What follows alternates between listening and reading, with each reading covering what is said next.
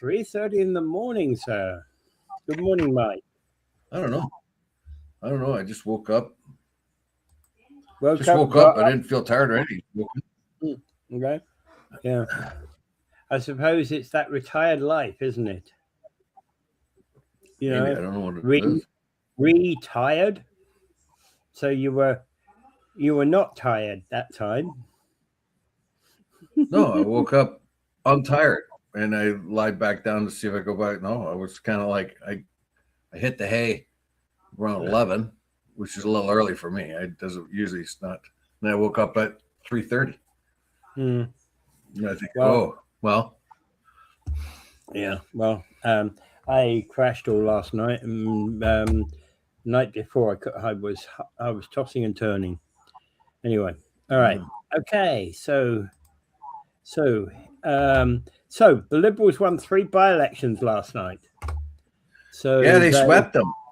Yeah, so they won the Terrebonne one in Quebec, getting 2% up on Bloc Québécois. This time it's basically I suppose 700 is it's approximately 700 the difference. So it's still a close election, but on 100% of the count, there's a clear victor this time. Yes, which means we do not have to have a national election for 3.5 years. About 3.5 years. Yeah. So this gives so this will save the nation some money, if for nothing else. Yeah. Well, yeah, okay. University Rosedale is basically, that was what's her name? That was Chrystia Freeland. Chrystia Freeland's seat. And I noticed the one thing about that is NDP came first on 64% of the vote. Liberal came first on 64% of the vote, and NDP came second on 18% of the vote, and Conservatives at 12.4% of the vote. That's pretty stunning when you have 3 candidates and you get 2/3 of it. Yeah. 2/3 of the popular vote. So yes, that's two people voted for you than did the other 2 candidates. Yeah. And, most of these always, all of these kind of by-elections always carry a tranche of other people. Several independents sat in all of these elections. Yeah. But I applaud the independents. Well, actually, in Scarborough, it was Liberal, Conservative, NDP, Independent, PPC, Christian Heritage Party, and centrist. Well, with the kind of things that the pathway of political parties have been taking in the United States and Canada, even Europe, who are very, very tribal, very, very isolated, xenophobic type of political ideology, I thought the future for democracy would have to rest with independence, because party politics was getting too stupid. Yeah. But Carney seems to have turned that corner and brought party politics back down to grassroots, or more foundational, sort of ordinary everyday politics. Yeah. Well, like I said last week, Carney took a dead party and kind of remolded it around his ideas. So, it was essentially the Liberal Party before Carney come on was essentially on its way out. And, Carney took them on, reshaped them, and continued in government. But there's no doubt that the Carney government and the Trudeau government were 2 entirely different things. Yeah, it was. I was ready for the cycle of life. When I think the political cycle of life in Canada, you get a Liberal Party for a while, you get a Conservative Party for a while, you get a Liberal one. I was glad. I'm not a Conservative, but I was glad to see Trudeau gone, I thought that Poilievre would win the election, and the Liberal Party would just get out and things could be reset. But along comes a different kind of player altogether.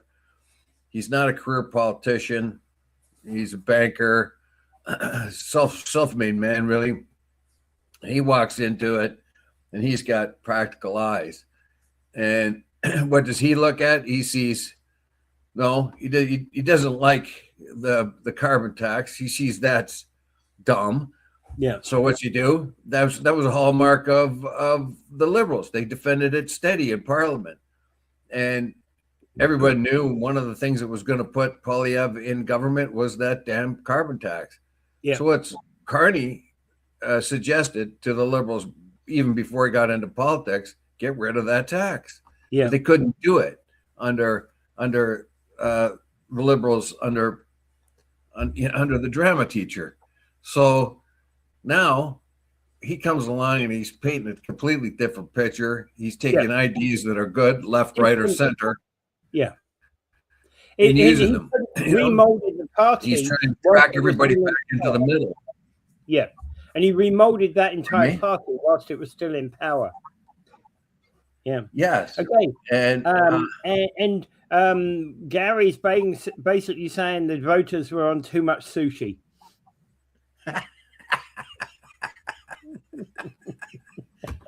Yeah, I heard it was free sushi. If you voted for Liberals, you got free sushi. Yeah. The other thing to note is, of course, they over the last couple of days, some of the Liberal MPs who were involved in the Chris Detremont move have actually revealed basically they were doing, like, let's put it this way, they targeted him and they did a soft sale about how the Liberals can help them, right? And they facilitated a meeting with Carney on very short notice, and there was two MPs that helped in convincing him to come. One was New Brunswick MP Wayne Long, and the other was Liberal MP Cody Blois. Well, you're talking about now. We're shifting focus now. We're shifting focus, and the article that you're talking about is one that explored how they got that first guy to cross the floor, D'Entremont. Yeah. Right, and how the Liberals did that, and did they use the same sort of technique on everyone else? Remember, they got 4 conservatives across the floor. They got an NDP guy to cross the floor. Those are 1 to the left and 4 to the right. Yeah. What did that tell you? And it tells you also something about what's happening to the Liberals. The Liberals aren't Liberals anymore. They're more like conservatives because look who's coming over. For the conservatives, that the Liberals have come so much into the center now that they feel it's acceptable to cross over there. And there's a different sort of quality to the politics too. Now they showed how they got D'Entremont. Now I don't know how they figure out who is vulnerable to cross the floor, who is unhappy with their own party and wants to cross the floor. I don't know where they get that information, but when I don't know where they got that information. But again, probably what happened is, MPs, particularly MPs in a particular area, would know each other, right? Because if you were MP for Niagara West and I was MP for Niagara Falls, we'd probably be talking in the House quite a lot, even if we were different parties. You know what I mean? Oh yeah, I wouldn't. If I met you in the hall, I'd stick my foot out and hope you trip, that kind of thing. Sure. No, in reality, there's a because we probably know each other outside of politics, right? We might well have fought battles against one another, Well, yeah, but I don't know. But the fact of the matter is, I guess the politicians talk to one another and that kind of thing. They have to. And they express certain interests. So Don Tremont became interested in the Liberals. I don't think they're too happy with where the Conservative Party has been leaning. I think that's a big part of it. Poilievre's leadership seems to be extremely strict, and doesn't give anybody a whole lot of room. Remember, Ruth Neusteig would not be interviewed, would not join a debate. Remember that? Yeah. Conservatives all over Ontario wouldn't do a debate. That didn't work, did it? No, it didn't work at all. Maybe they think Poilievre will hamstring them. Maybe they look at the climate, the political climate. Like a lot of these people are looking at the political climate and thinking, you know what, I'm on a sinking ship, or at least the ship I'm on now, the Conservatives won't see land for another 3 years minimum. And if we do go into election, if for instance, if there wasn't this many people walk the floor and there was an election to determine majority, which we don't have to have now, they would see themselves as very vulnerable in a situation like that. Let's put it this way. There's a lot of, I listened to criticisms of Carney. I listened to Paul's show, and he doesn't like him one bit, and Chris Regis was on him. And all I could say is those guys got Carney derangement syndrome. None of what they were saying really held up as really honest criticisms, but that's my opinion. Yeah. And he's got the momentum. He's got the world has looked at him, not like Trudeau, not like the guy that went around, the new age sensitive dude that said all the right things but couldn't do anything. Yeah. This is a guy that says, speaks the truth, speaks truth to power. And he says, well, this is the situation we're living in. Let's find a way of carrying on and doing the best we can. If you think about what he said in Davos about the middle powers needing to get together, he's absolutely right, because it struck me as being, as being an important step in the right direction. But I would consider myself as being one of the people that I think that we get more together by working with other nations than we get by fighting other nations, if you know what, by trying to be, we get much more from working together than anything else. Well, the whole idea is when we're faced with a situation where we have two major hegemonies in this world, and they are China and the United States. Yeah. In those hegemonies, understand that they have absolute leverage over the smaller powers, and they begin to use it. In the old days, when you negotiated a deal, like when we negotiated NAFTA or something like that, or unions negotiate with their employers or whatever, what you want is a win-win situation. You get something, I get something. Yeah. But the way that the hegemonies are, China and the United States are acting like now, it's I get everything, you get what I say you get. Yeah, yeah. And so you say to this tape, you say, you getting a very fair deal here, but you don't like it. You want even more. That's right, I do, because I'm the bigger, tougher dude. And you're going to do what I say. And that the Chinese have been a little more subtle on how they've been doing it with the Belt and Road Initiative.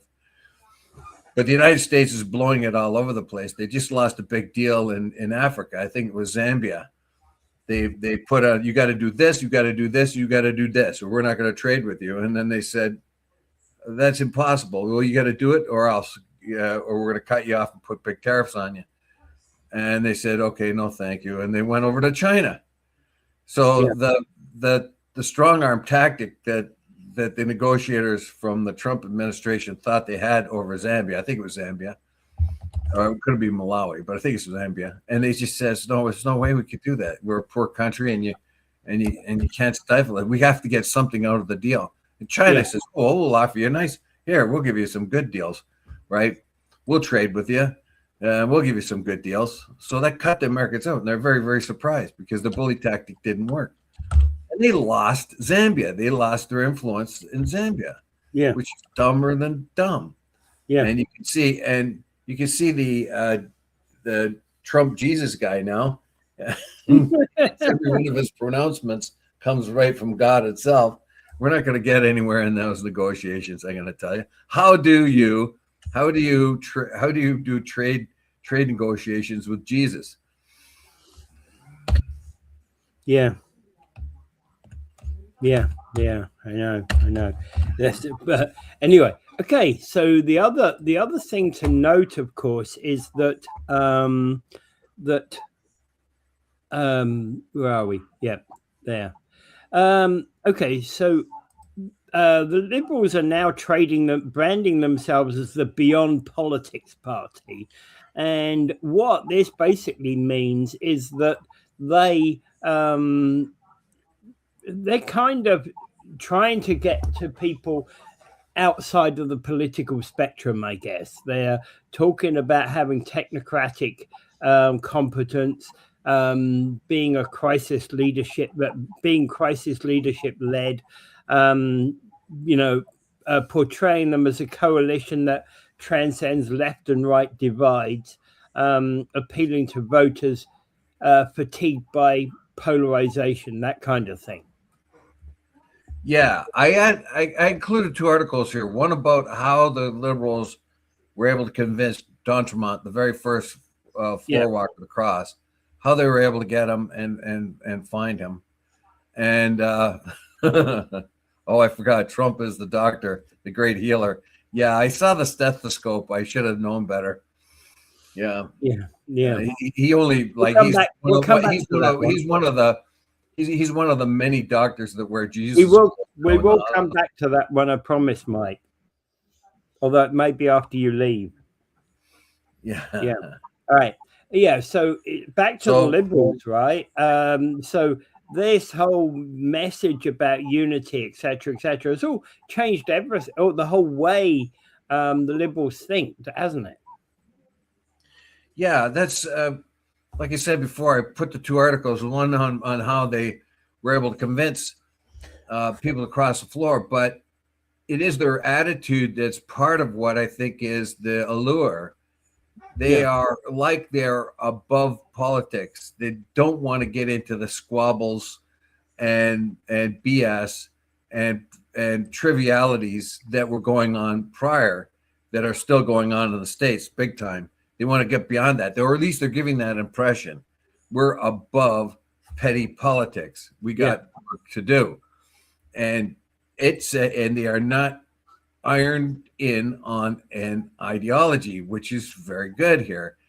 They, generally speaking, want environmental change and they want a greener planet, but they're not going to be fixed on it to the point where it's going to cost us money and cost us jobs for nonsense reasons, and have a nonsense type carbon tax that will make no difference at all in the big picture. So they're getting rid of the BS and rubbish. The problem with politicians deciding on environmental type of green policies is because they don't know zero. They know zero. They go with, what sounds good, what's sexy, what's dramatic. They don't go to the experts and say, hey, how do we do this transition over the space of 50 years? As Danielle Smith has pointed out over and over again, the Liberals wanted them to hit these targets that were absolutely impossible. Unless they reduced production. And the Liberal government was fine with that. And they were kind of like shooting themselves in the foot, because that reduced the amount of revenue and stuff that we could sell. And they didn't go and they didn't aggressively help Alberta and Saskatchewan develop their energy resources. Now, if they had, look at this crisis the world's in right now. If the Trudeau government had lent a hand to Alberta and helped them develop more of the resources, we could be making a fortune right now. We'd be number one in the world in terms of world supply right now, wouldn't we? We would. Well, we might not be number one, but we sure be making all kinds of money. Yeah. Right. Yeah. So, I know, but and the world would not only that, but the world would have a safe supply of energy. Yeah. And that is a very important thing right now. Yeah, exactly. Well, we would have been the top safe supply of energy, exactly, had we developed that over the last 10 years. Yeah, during the Trudeau, like they just had their head in their sand. What did the German German prime minister, when the Ukraine war started, they came over to Canada to say, "Oh, how about some of that LNG you guys got a lot of?" They says, "Oh, we don't have that much because we didn't develop it. We didn't put our resources into it. We have to, cut down on our environment." And the German guy just kind of lifting his eyes. You got all this natural gas, and you haven't developed enough. You could have just supplied all of Europe. Yeah, absolutely. Yeah. Might have taken them 5 years to lay a pipeline, but they could have supplied the whole of Europe. So this is where the difference is. This is where the difference is in the Liberal Party right now. They're looking at practical matters, right? They still have an ideology, but what is practical, what needs to be done, has to be done now. And you know what I mean? Right. They're not going to go to Alberta and say, you got to cut your emissions right now. And if you can't, you got to reduce production. You're not going to do something stupid like that. Because you're right about the greening of the energy, etc. takes 50 years, because you may start with an idea, but you don't know how you're going to get there. And it depends upon practical solutions, practical alternatives. Just because somebody has an idea that, and let's just take one, that wave energy will become the replacement energy of the future, doesn't make it so today, right? You know what I mean? I think thorium reactor. Okay. Wave energy might produce a share of the future energy, energy of the nation, but it's not going to take over right now. And that's, I think, the problem that Trudeau put his foot in, wasn't it? He wants all these green solutions now when they're not ready. Well, no, they don't do things right, and maybe tomorrow I'll talk about what happened in New York State. In New York State, they have problems not only with gas and getting gas and how much it costs, and that because they had ill-conceived environmental processes that made gas too expensive, and it's a real mess over there. And that's because they had idealists make the policy rather than practical, objective science making the policy. Yes, we do want a cleaner planet. Yes, we do want cleaner air. Yes, we do want to reduce carbon in, but it's got to be done according to science, right? And you do not want to put yourself on the back heel for some ideological thing that won't make a difference anyway. So I think that's the main thing that people see right now, and I think that's how the Liberals see themselves now, is they're out of that foolish ideological zone, and they're come to make some progress. They've come to change things. We find ourselves in a situation where we have an existential threat to our economy. We got a guy who says he wants to make us the 51st state. We got a guy that says he wants to take our neighbor Greenland. And we got a guy who's now launched the dumbest war of all time, and he thinks he's Jesus too. Yeah, we're in good shape. Yeah, we're really in good shape. So somebody with you're going to have to get yourself down to earth when you're dealing with these situations. So all I could say is the Liberal Party views itself as it seems to be putting out there this situation. Now, would Carney have got all this help if it weren't for Trump? Probably not. He probably still would have had a minority government if not for the existential threat that the Trump administration has put on us. Yeah. Right. We see a rally around the flag type of feeling in Canada. We got this. We got Jesus. We got Jesus. Trump Jesus threatening us and threatening our trade, and so we rally around the flag. Hey, let us argue among ourselves who we like and don't tell us what to do. We'll do it ourselves. And so you get the rally around the flag thing. So people from all stripes get together and say, look, Ford is quite a conservative guy, and he's teaming up with Carney half the time.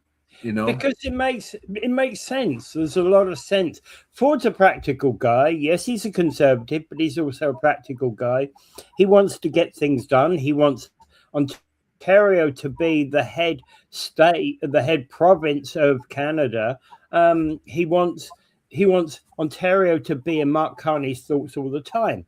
So of course he's going to have that conversation. He has to have that conversation as premier to prime minister, and every premier has to have an ongoing relationship with the prime minister. It's an absolute necessity. Yeah, you can't have. Yeah, you definitely have to have a working relationship with who's the prime minister. Doesn't matter what the party is. Yeah, it doesn't matter. Yeah, because let's face it, the Ontario government, if the Ontario is healthy and strong economically, that's good for the nation, isn't it? That's good for the feds. Yeah. If Quebec, if Montreal, if I'm not Montreal, but Manitoba, what about Saskatchewan? If they're good and healthy and doing well, that's good for Saskatchewan, and it's also good for what? The country. Yeah. Right. So if you're the Fed, if you're the Fed chief, that's what you want to do. Every corner of the country, you want to see it prosper. And if you're a province, you want the help of the government, the feds, to prosper. Yeah. Basically, that's it. And whilst you may have policy differences between the federal government and the provincial government, you've still got to work together on another number of practical solutions, haven't you? Yeah, for sure. Like who's going to get drafted on whose hockey team, for sure. Well, okay. All right, moving on. We are Ontario. We have the two of the NHL teams, and we think we should get more of the young players here. We should have more of the draft. Yeah. We got Ottawa and we got Toronto. Yeah, we need more. Okay, Niagara Falls Unhoused Action Plan of 2026. This has been they started with input from the city in March 26th of 26 at the McBain Community Centre. They've now put this into a background, a project, and it's on the Let's Talk Niagara website. I'm not sure whether they're actually looking for feedback. They're saying looks as if they've had enough. They've had all the feedback they've wanted, according to the article. Yeah. They looked for the feedback. Now it's time to write the report. Yeah. And this article is saying that the report is going to be written. And let me get it up here. I'll refer to it some more. But I don't really see too many insights. I don't even know why this article was written, because it seems to be premature. Yeah. Because they're talking about the report, the information comes to Ken Todd, and now he's about to make the report. But we've known about this already. We know that Ken Todd has been utilized to make a report on the unhoused. You got to call them unhoused now, or what we normally call homeless people, and the situation we have with drugs and homeless and all that. So he's had this information, data collection time, but he hasn't concluded from his data much, not yet. He's only have indications. So what was the point of the article? The article that says, okay, well, now we're going to go ahead and write the report. The data has been collected. And there's only a few insights in here, and there's not much you can get out of this. I mean, how many times have we reported on the house or the homeless on this show, going Yeah. back as far back as we I can know. remember? And it is a constant topic here, always. Sometimes it's like 3 or 4 times a week back in the day. But in this particular case, he pretty much says the number one glaring issue for him is affordability. Well, duh. Yeah. Okay. What else did you learn? You know, so now he's got to come up with an action plan. This should be good, because I'm not so sure there's going to be a good action plan here. I don't think anyone's going to have any real good solutions, because nobody has had. The very idea of collecting them up and taking them outside of town someplace, you know, in a sort of a concentration camp, that doesn't work, does it? No. The houses on Buchanan Street and Summer, that hasn't helped, has it? No. The region wasn't very upfront with us with what was going to happen there. That's not happening. Every Monday I go by the Summer Street thing, and almost every Monday there's a collection of people. The other day they were just standing in the rain, you know, like just out of it. Now, can't you find some shelter someplace? But they're just standing in the rain, you know, getting soaked. And I don't know. And then half the time I pass by it, there's a cop there, or cops. You know, so I would be very interested to see what he gets out of the amount of data that he has come in. And I think the article is a bit premature, though, because we known he was going to do this, and he was going to collect the data and come up with a report. So this is kind of like an in-between report of the report. Like, well, now I got my data, now I can write the report. Yeah. And that's going to be done in April and May. But we'll see. I'm not so sure he'll come up with any incredible insights, if you ask me, because I think this kind of thing has been done ad infinitum. Mm-hmm. I'm not expecting anything spectacular to come out of this. It bothers me. It bothers me that we, you know, that we didn't seem to be doing. We seem to be doing less and less. Well, it's just one more report. We're doing less and less. Now, to be fair, the action plan was requested by city councilors who feel as bewildered as anyone else on how to deal with this. So I don't know, without you know, there's all kinds of studies and all that out there. So they decided, well, let's just try to put it all in one place, get Ken Todd to collect all the data and come to a report with us and give us some sort of action plan about how to relate to homelessness, hunger, public drug use, and disruptive behavior in public spaces. And the disruptive behavior in public places is what's most alarming to the actual people now. Yeah.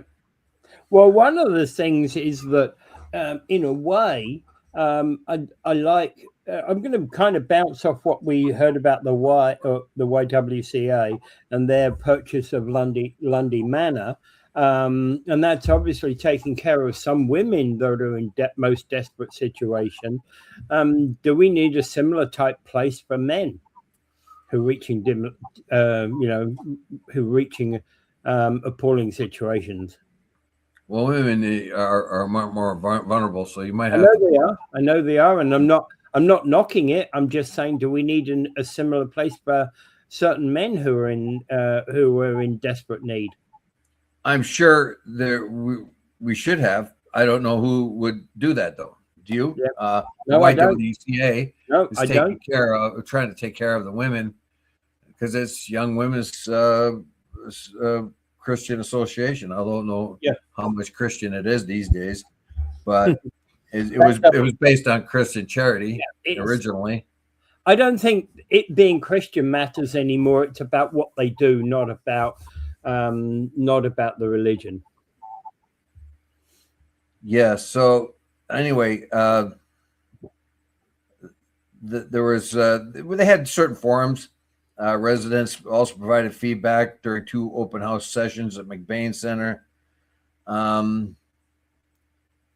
There's a lot of thought, of course, being put into this. Here's a picture of the soup kitchen truck And if you look at the picture of the soup kit, the back of the soup kitchen truck, there is a Kiwanis K in the upper right-hand corner, and that's because we provide them the money to fuel that van. We give them money every year, so we've got a big K on it, and so that I thought that was cool. Yep. All right. Okay. So anyway, so Todd, 50 meetings with social service providers, 75 climates, community outreach. A big problem is coordinating. You got a lot of people like us and Project Share and Lions and all that trying to deal with the problems, and sometimes we're fighting over the same charitable donator and that kind of thing.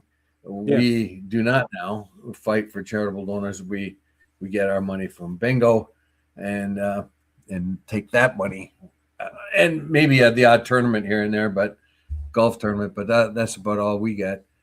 And then we turn that money back into the community. Yep. All right.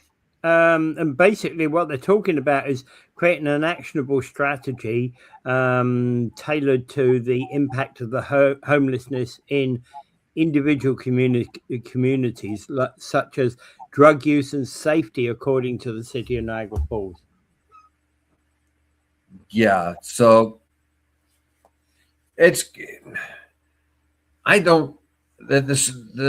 the collection of data which he's got and all the information and suggestions that he's all collected together, I don't think, and I don't want to be overly negative here, I don't think it'll add up to a hill of beans, because I think it's all been done before.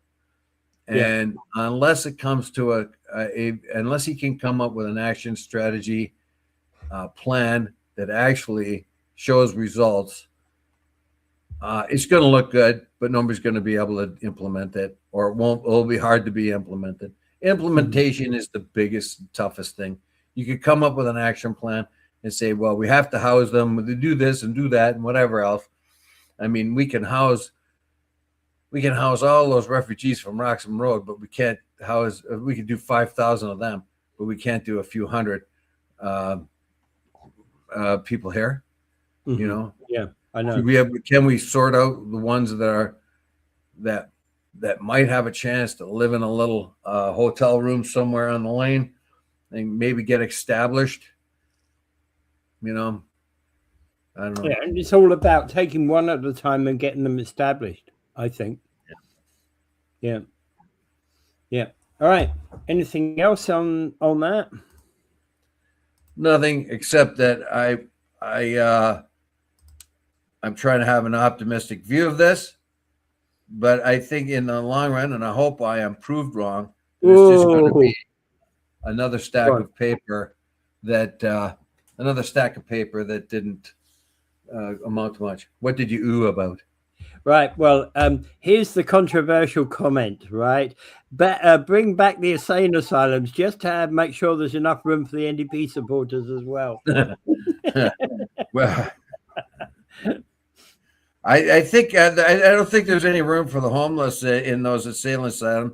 Most of the NDP have got those spots, but I don't know.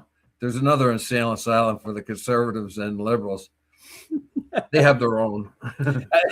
Yeah, you can't put them all in the same insane asylum. That's called the House of Commons. Yeah, well, whatever happened to Singh? Where's he gone, man? Yeah, different type of insane asylum. That's the one for the former leaders of dead parties. Sorry, I'm being very cynical here, aren't I? Yeah.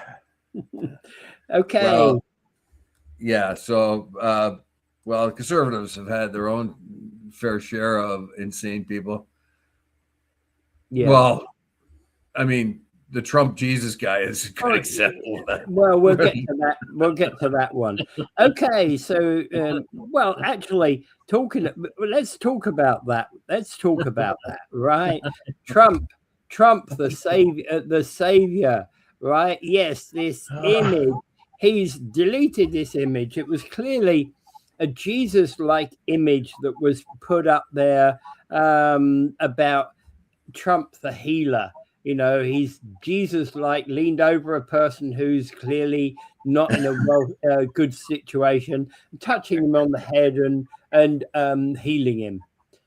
There's a lady beside him going like this. It's right out of, if you've ever seen any of those religious art with Jesus in it, it's exactly like that. The clothes are exactly like that. The sort of whole fashion of the thing is that these over the top Jesus murals. All they did was take Jesus's head off and put Trump's head on, and then said, "Oh, don't you see? I'm a doctor in there. Can't you see my stethoscope? I got doctors. That's doctor stuff I'm wearing. That's not Jesus stuff. That's doctor stuff I'm wearing." I don't know about stethoscope. I don't see a stethoscope at all. Well, he's trying to tell you there might be one there. Yeah, I'm a doctor. That's a picture of me as a doctor. Yeah, that's really is you as a doctor. Yeah. Then he's putting his hand on the top of Jeffrey Epstein like guy. That makes it even look worse. Okay. Yeah. Anyway, this image has been doing the rounds on Facebook, of course, and the what has basically happened is that they haven't now he's taken this down, right? He's saying he's deleted this image. Yeah, he says you can't delete anything out there. He says, "Oh my God, only the left could get the idea that I was a Jesus figure in this. Only real people could understand that I was a doctor in there, that I was representative of a doctor." Meanwhile, his whole MAGA base is flipping out, demanding that he apologize and ask forgiveness from God. He won't do that, of course. He's going to maintain, "Oh, I was a doctor." The guy is a weirdo. Yeah. WEIRDO, weirdo, and he has been all along. It's just that he's now coming out of his weird shell. Yeah. Okay. He's coming out of the weirdo closet. Look, there's a couple of things here that when he said he was going to annihilate an entire civilization in one night, erase it from memory, so they could not ever come back, a 5,000-year-old civilization, or however he put it, was going to be eliminated in one night with extreme violence. I thought to myself, no way did he say that. No way. That's the left. That's the loony left doing that. And I looked it up. No, it's him. And then when this picture came out, I said, the loony left has really gone stupid now. Really stupid. They're going to make him more stupid than ever. And then I look it up, and he admits it, that he did it. Right. I thought actually this was another one of these Iran propaganda movies. Have you seen them? I've seen them. Funny. Yeah. They're pretty funny. I just love it. I just can't help but burst out laughing every time I see one. Right? Yeah, they got Trump as Pinocchio. Trump. Epstein Fury, all that kind of stuff. Yeah. All right.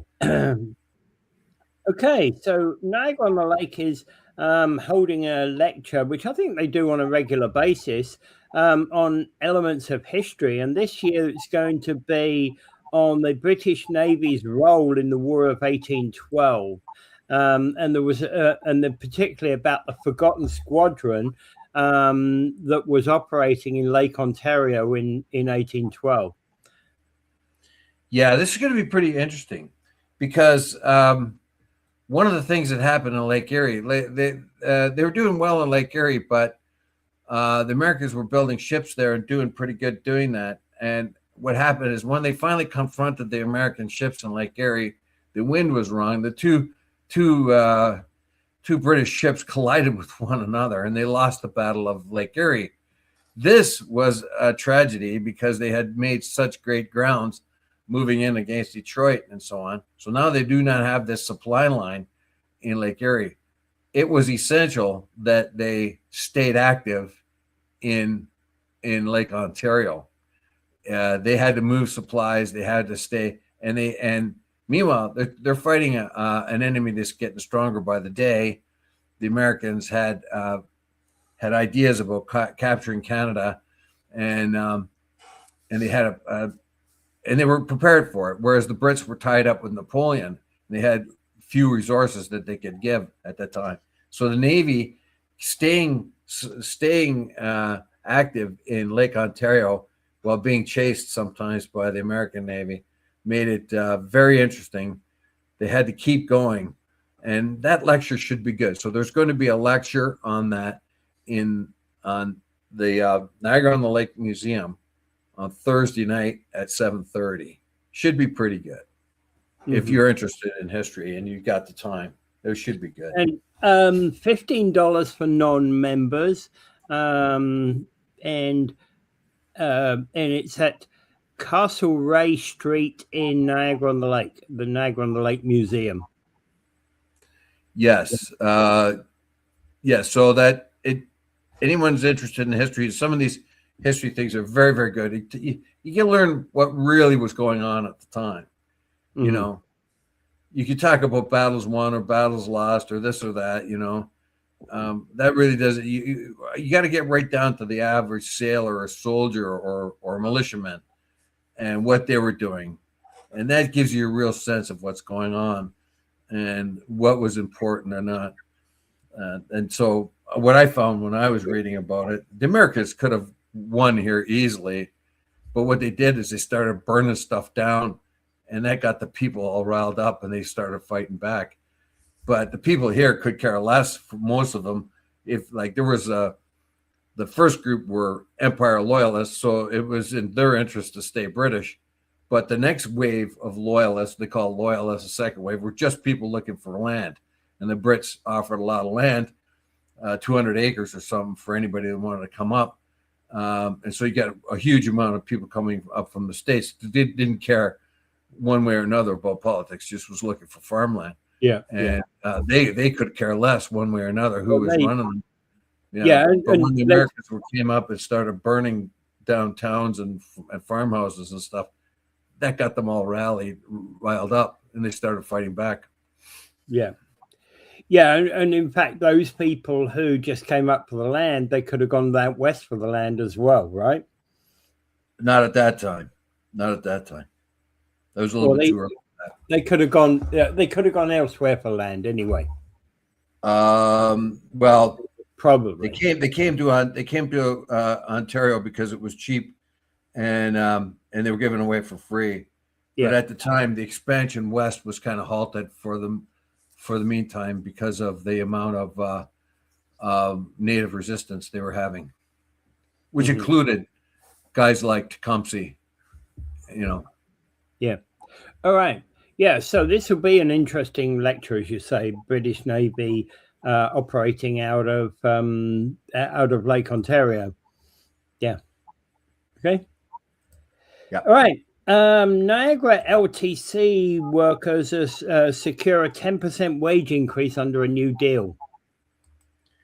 Yeah, this is. I thought this was pretty good because you don't hear too often where you're signing a contract for 3.5% a year increase.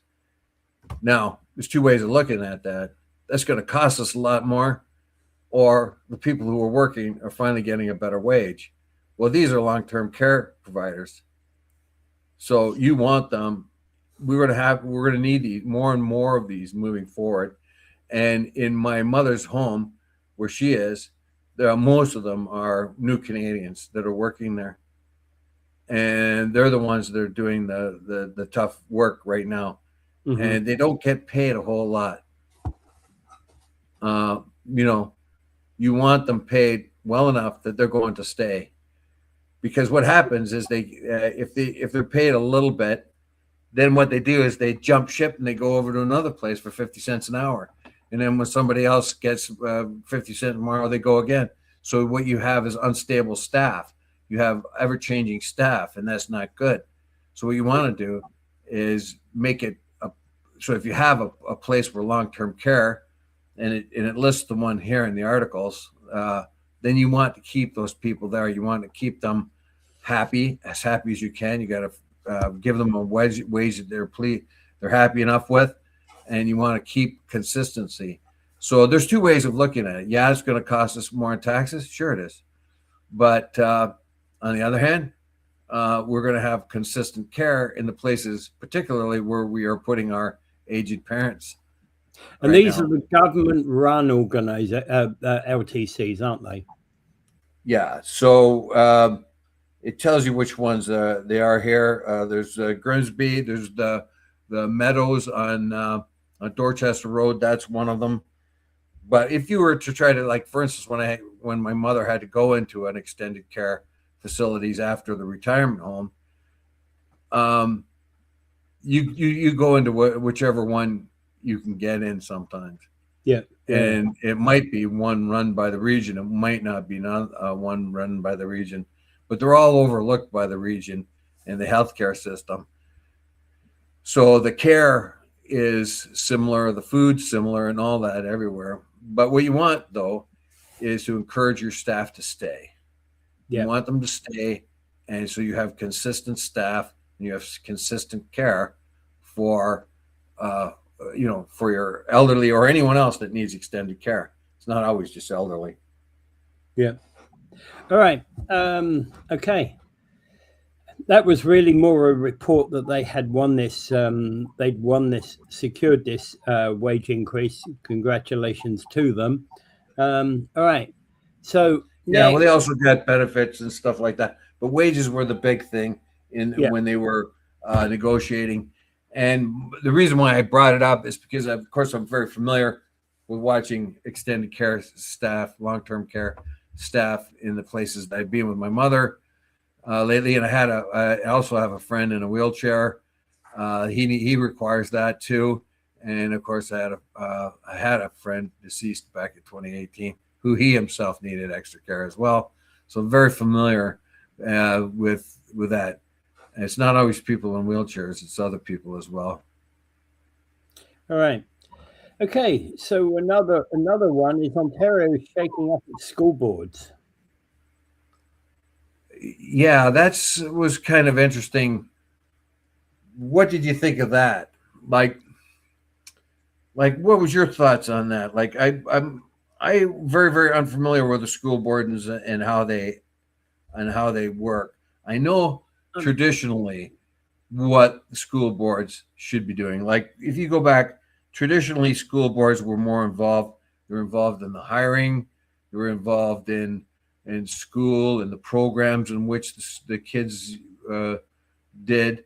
And then along comes the province and it sets its own particular standards. And the school boards then do their thing. Now, the reason why we have problems with the school boards now and why they weren't working is because we've had some very obvious abuses of the system where school board money is being used for vacations and gone to buy religious art. Well, that was inevitably going to draw the attention of people like Doug Ford. You couldn't avoid doing that once you got called out on it, right? That's clearly not what a school board is about. And I get that, hey, as a Catholic school board, you want to preserve the religion, but there's better ways of doing that than a jaunt to Italy, right? Well, a joint to Italy, and they're using taxpayers' money to buy religious art.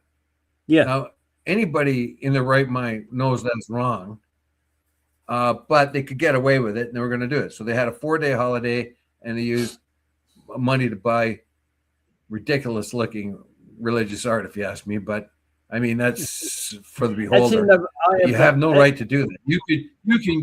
You can go around to your school, your parish, and collect money from people. Say, look, we want this piece of art, and we'll collect the money for it. We'll have a couple of trivial games or whatever to drum up some funding, but you don't take taxpayers' money and do that. That's different because that is about it teaches people about money raising, etc., in order to get those sort of things. It makes it more special rather than an illegal trip to Italy. And hey, it's sad that we're concentrating on that trip to Italy, but the trouble is that the school board stuff is probably, but for that, the school boards have been have probably been in dire straits for years. Well, and I don't know enough about it. If they're in dire straits. They do complain about the funding they're getting from the government. But every one of these school boards are complaining, well, the real issue here is funding from the government. Yeah. And of course, the government's not going to be too forthcoming with more funding because the government's in debt. Every one of our governments are in debt. Everybody's got their hand out for more money. And yet the government has overspent for years and years and years, federally, provincially, and we're broke. Like, we don't want to dive more into debt. So they say, oh, we need more money. Well, every other department or anything in the province wants more money. That's the number one thing. Now, they had some issues here. Now, the bill that's coming up that Calandra wants to introduce, and to sort of change the school boards, they have certain things it proposes. It sets a maximum of 12 elected trustees at the school boards, as well as limits on their discretionary expenses and honorarium pay. Okay, that's the number one. Split the current top role, Director of Education at English at English public and Catholic school boards, into two chief executive officers and educational officers who reports to the CEO. So they're trying to cut down the amount of people and tap the Council of Ontario's Directors of Education as a provincial bargaining agent for the English and Catholic schools, roles previously designated. So they have a whole bunch of stuff they're going to change. They also want to make sure that there's obligatory examinations. They're a little bit tired of kids going out of high school without being examined, and then finally their high school diploma means nothing because the employer has to test them when they come. There was a time when if you came in with a grade 12 diploma, your employer didn't have to put a test in front of you to see if you knew how to read and write and do basic math, right? Yeah. 2 + 2 does not equal 5, pal, unless you're Orwell. And and so the bill stops short of eliminating trustees entirely. Now, if you go on, this is a rather extensive article, and what it talks about is other provinces and what they've done. And other provinces have eliminated the trustees, found they couldn't live without them, and brought them back. Other ones will go for appointed trustees. And there's an argument, what's better, an appointed trustee or an elected trustee? Well, an elected trustee is one that's going to be, will not be as independent. The appointed trustee can do what they need to do without feeling criticism from the local and have to worry about getting elected the next time. Mm-hmm. So you might have to do something. And a big example of that, of course, was in the South during the Jim Crow era. The judges were elected in, and they knew damn well they couldn't divvy out proper justice to the black community because they wouldn't get elected. So if the white guy beat up a black guy and stole his car, he'd have to come down pretty soft on that guy. All right. If a black guy sneezed, and sneezed anywhere close to a white person, and they could say it was an assault, and the judge would have to do something about it because they had to get elected. Yeah. So, but if you got an appointed person, they say, okay, these are the rules. That's it. Too bad. Right. I don't have to worry about my job being through election. So there is two sides of everything. Elected official, right? You've got the trust of your community, or an appointed one where you might not have the trust, but they were able to do the rules better without worrying about being elected or not. So they found in different provinces, they've tried both approaches. It seems like a half and half would be the perfect, of course, but we're not going to get that, I don't think. Mm-hmm. Well, yeah, I'm not going to say any more because, in fact, I think you've covered it all there. Don't know that we need to go any further on this. I'm not so sure. I'm not so sure over the argument of having appointed versus trust elected.